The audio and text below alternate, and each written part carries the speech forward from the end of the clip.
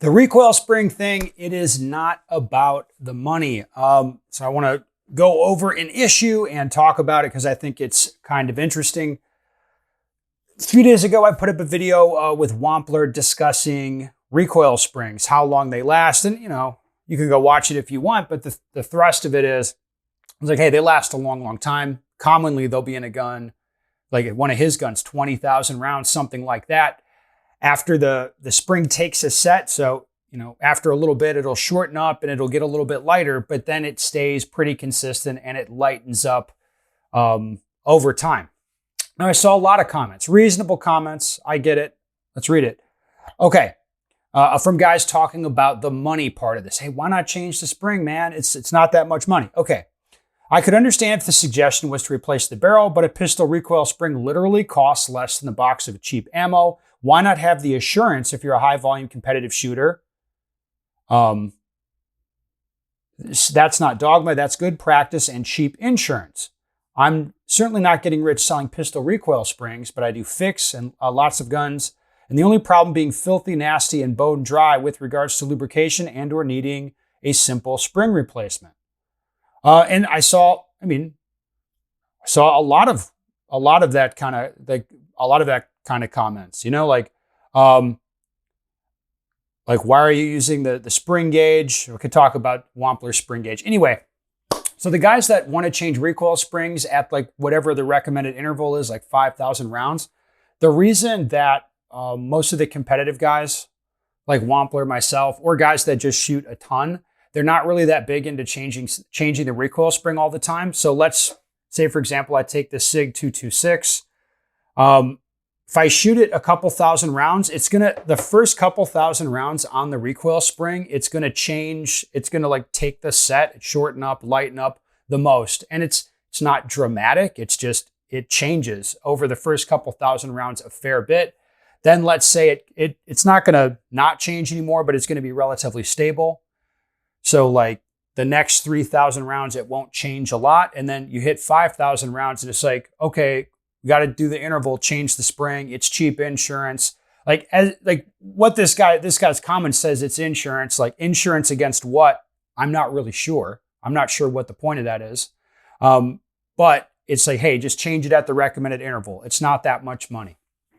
Now, the reason that we're not huge on doing that, and guys like Wampler get a spring gauge, I'm not a spring gauge guy. It can feel kind of what the spring is doing, and is it doing its job as far as reciprocating the slide the way I want, that kind of thing. I think he got a spring gauge just to like verify and validate, like, okay, this is actually a poundage that is reasonable as it changes over time. Again, I don't think he's trying to save money on springs. It's not a money thing.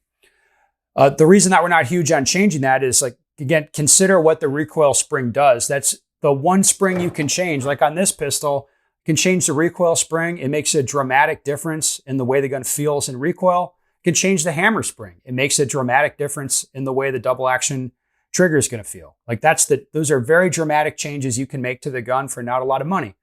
The recoil spring, like I said, it can be a dramatic change, quite dramatic.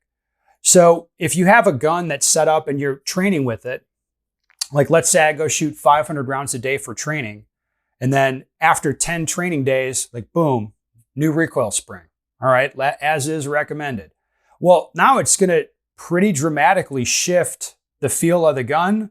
And then it's like there's this acclimation period where you're getting used to the change in the recoil impulse on the gun, that kind of deal. Like that is going to suck up some of my energy and training as I get reacclimated to the gun because I'm shooting aggressively, shooting predictively. I have to understand how the gun's going to feel in recoil. And then changing that feel, again, I have to get reacclimated to it. So I understand where you guys are coming from, like, oh, change the spring. It's not much. It's like you change the oil in your truck, don't you? Like that kind of stuff. But it's not the same thing. It's really not. The springs don't break they don't break that much. Like I've never broken one. And it does. It's the thing. Changing the recoil spring is the most dramatic way that I can affect the feel of the gun. So it's like shooting, like put in a new spring.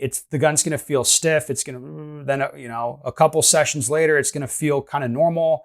And then like 5, 6 sessions after that, you're changing the spring again. It's like, I don't want to suck up my training time with that, with getting reacclimated to the recoil impulse of the gun. It's like, there's nothing in it for me. Like, why give it 1% of my attention if it's even that?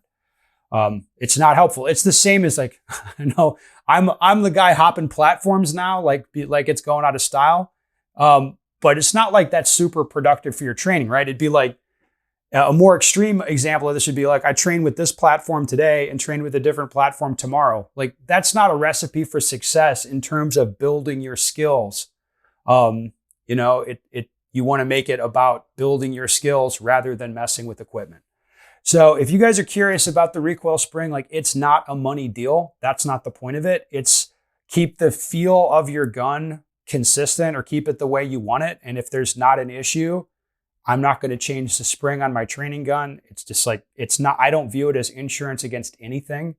It's not really causing a problem in my view. So it's like, I'm not going to change it. So there you go. That should explain it for you guys about the recoil springs.